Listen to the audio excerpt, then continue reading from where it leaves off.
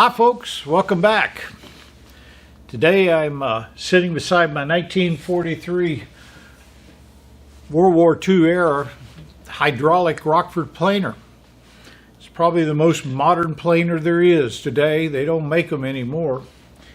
It uses hydraulics for everything, not like the old belt-driven or cog-driven ones.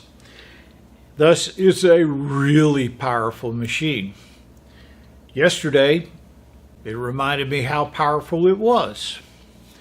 Now, I kind of hesitated to publish this video, not because I'm having a bad hair day, but had plenty worse. But because I screwed up. Kind of had a problem yesterday, and doggone it, I try to show you all the bad things that happen, and not because I want to, but because I'm hoping that you don't make the same mistakes I do. Yesterday I was working on this Bridgeport mill bed, finishing it up. I got in a hurry, got complacent, didn't check every little thing, and the planer reminded me who's boss. This is a nice machine, isn't it? This one's got all the accessories, even equipped with Don lean guards nowadays. Sorry, Don. Don will be back with us a couple of weeks.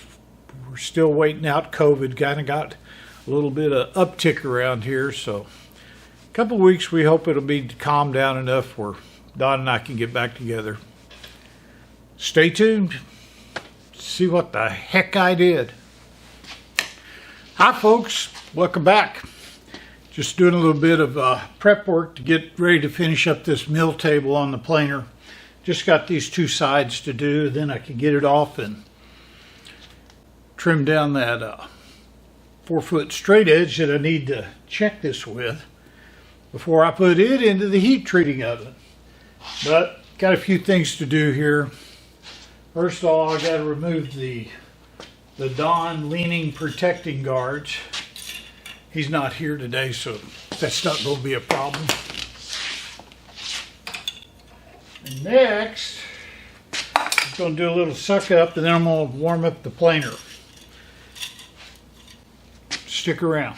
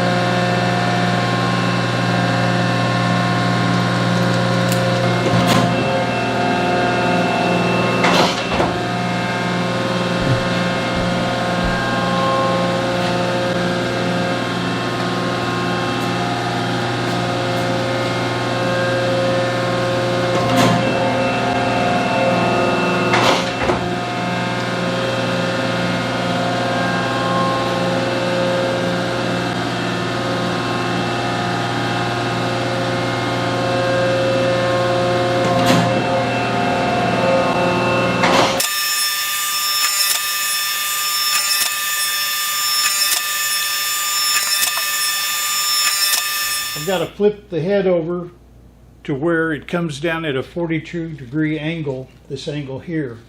Over here, we'll go ahead and while I've got it set up like this, we'll do that angle, and then we'll finish this flat here.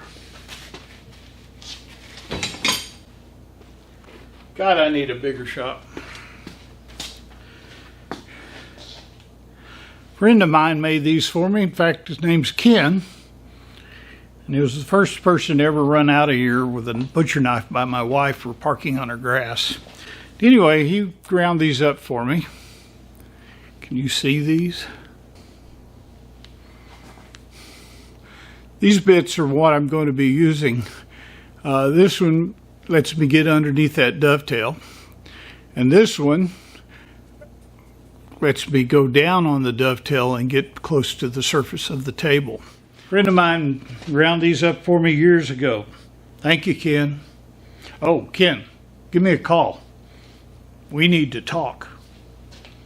Anyway, let me get the head flipped around and we'll go from there.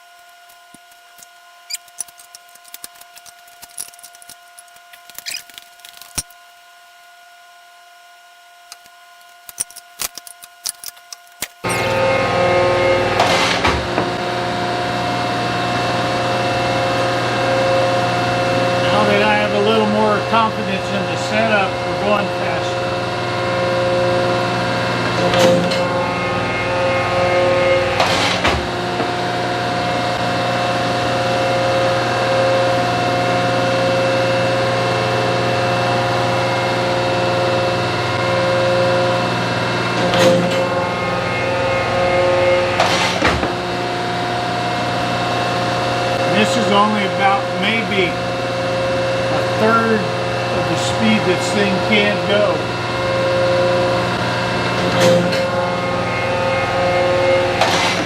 It goes so fast it walks it off its mounting bolts.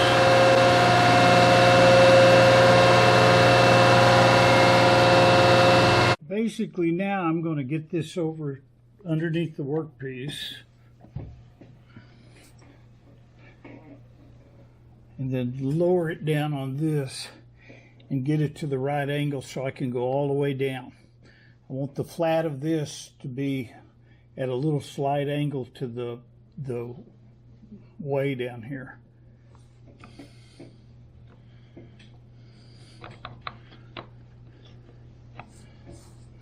Now see.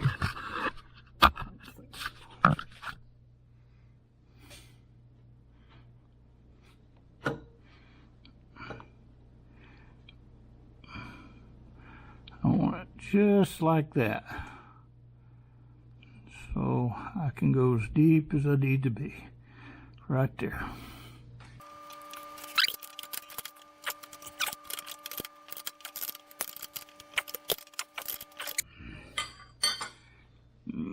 Now we have that down to where we need it to be.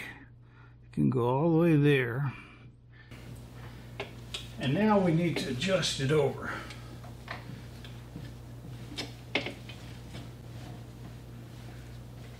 Because see what happens here is I'm cutting this bottom edge right in here.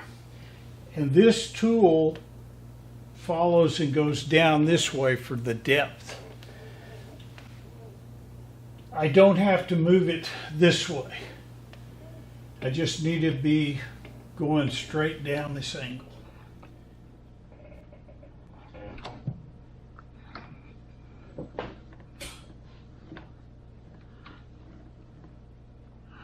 Looking to see if I'm touching.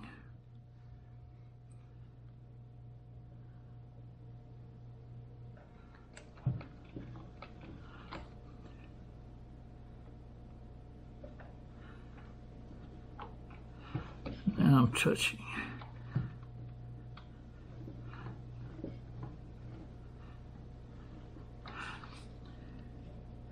And I can tell I've got an even depth scratch all the way down there. So we should be lined up.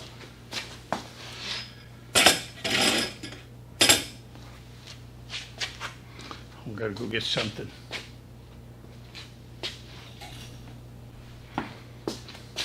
What the? Either Dawn's been here or my wife is messing with me. On my chair.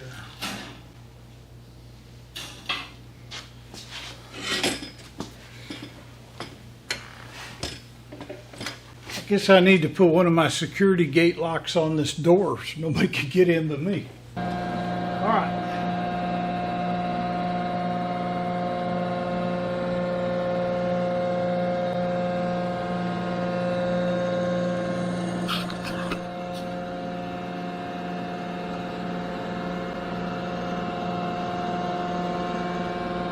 A nice slight cut the whole way.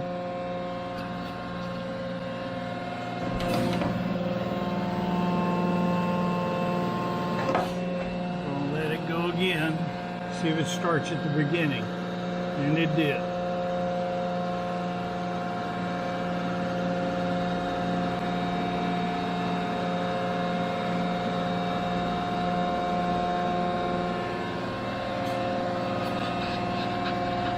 I'm going to lower it down a little bit.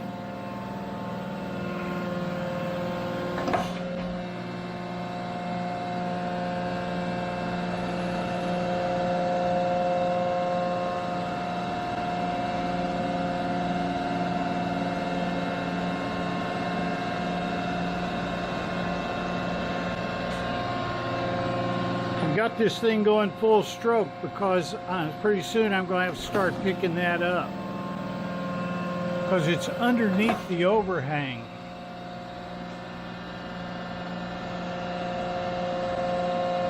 This little short one, it may pick it up, but I don't ever like to do it that way. It's not hard to pick up.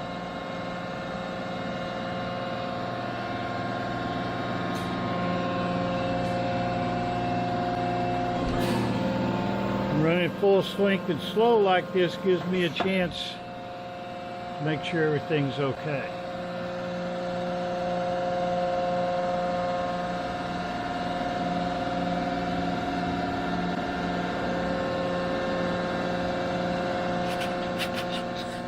Get up under there. Okay, that surface there is planed and ready to go. Now we just got to do this one. All right, we've come to the last surface we have to plane. We've planed the top. Well, let me explain to you about the last surface. The last surface is this right here, and it's where all the weight sits on the table up against the saddle. This is the hardest one to plane, not because it's big or anything like that, but it needs to be exactly the same height as it's made on the other side of the table. But I have to get underneath this lip here, so I have to use the specialty tools that can allow me to go under there. And so that means I can't just set one up and cut it and then move to the other side. I have to change tools. And now I've got to get it all the way back to the same height as that side. One guy asked me how I was going to do it, and I said, the tool for that is a planer gauge. Now, when I did that other side, before I took the tool out, I set this on the table and adjusted it to the exact height of the tool. So now, I take and put this over here on this side, and I set the tool to that height. Kind of neat. Don thinks he needs one of these, but silly guy doesn't have a planer. So, and there are other ways of doing what I'm doing, but this is pretty unique to this tool. So let's get after it. Now, my job is to get the tool over here.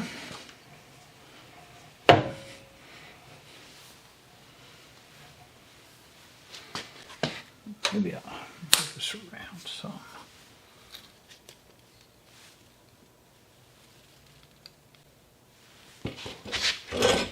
I got to get in there. Let me get some different glasses. I'm going to set this gauge to this height.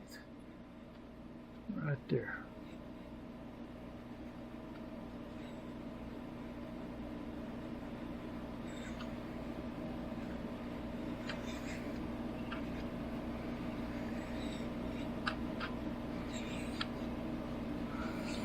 Okay.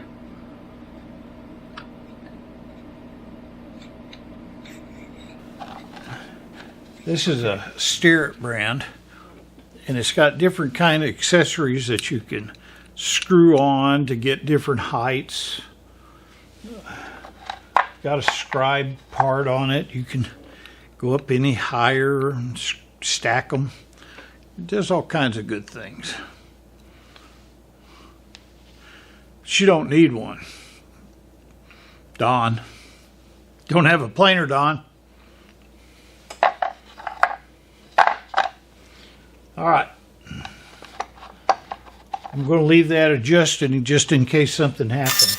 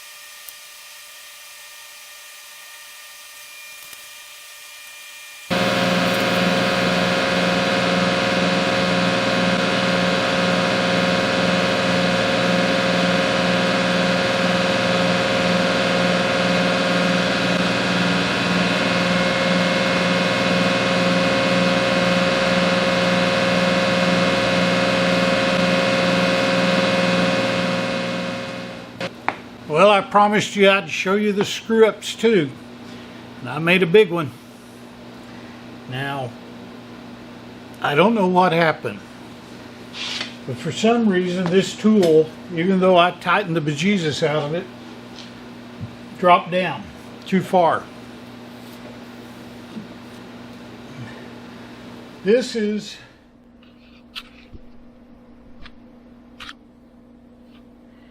okay, let's try this. This is a step that's not supposed to be there. For some reason, my tool dropped down as I was going in and took a deeper cut.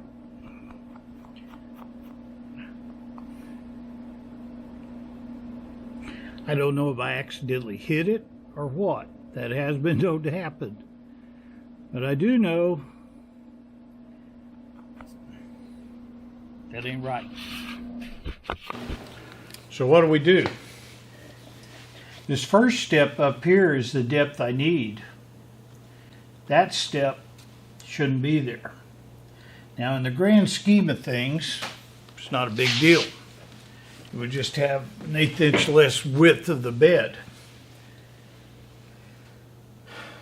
But I've been thinking about it, and I'm not really sure what I'm going to do. I can either leave it and just go ahead and finish off with it set to the height that's right here, or I can take it all the way down to that level and then use turkite on the saddle to raise it back up, which is what I'm leaning towards right now. The saddle shows uneven wear on that surface anyway, and it's worn down quite a bit, so I was thinking about building it up, and I would just have to build it up with about 15 thousandths more turkite. So what I'm probably going to do, I'm going to go ahead and finish this pass all the way over, and then I'll make up my mind if I want to take the rest of it and to build it up, or just leave it alone. But crap happens.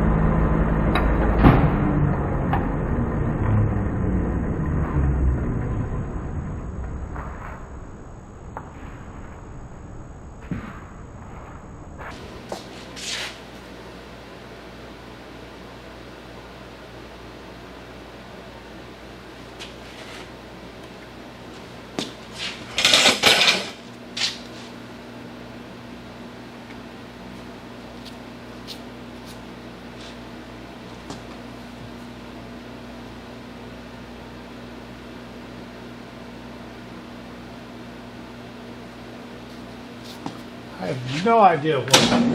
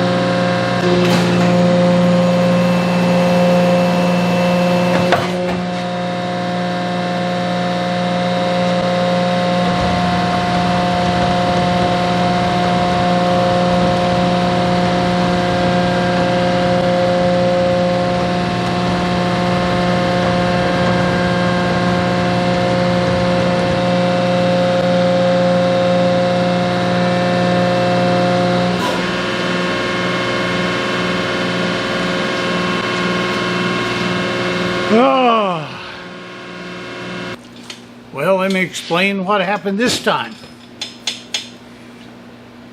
I took a big gouge out of the bottom of the back end. I'll show it to you in a picture. And the reason I took a big gouge is I was gotten a little bit greedy on my first pass in there, and I took too much.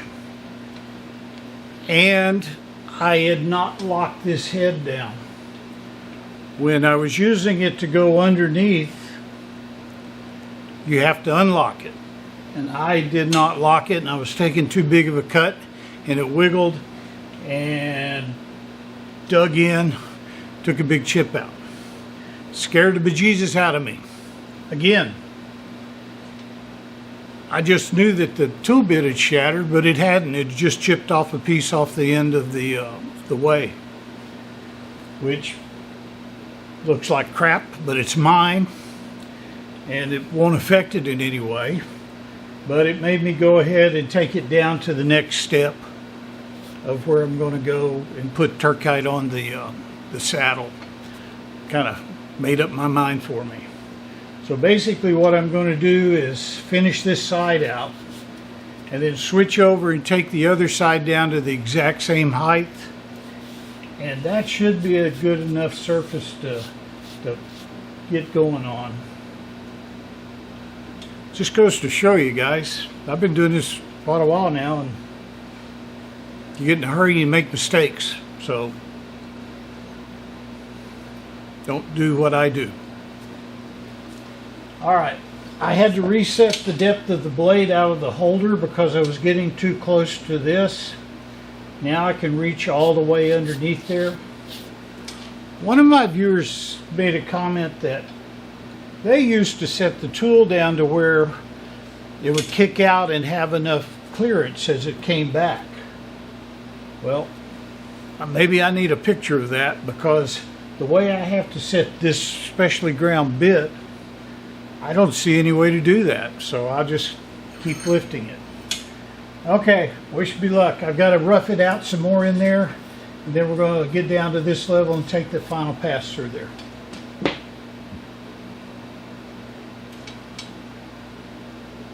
Brought my little digital readout over here so I can see it better.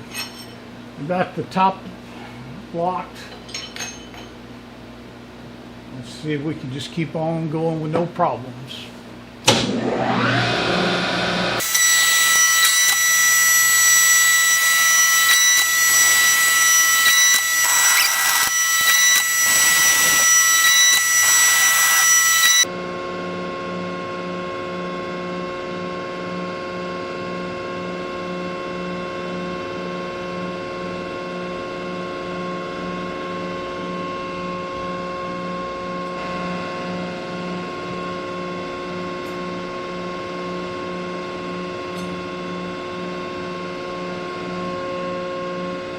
Thousands.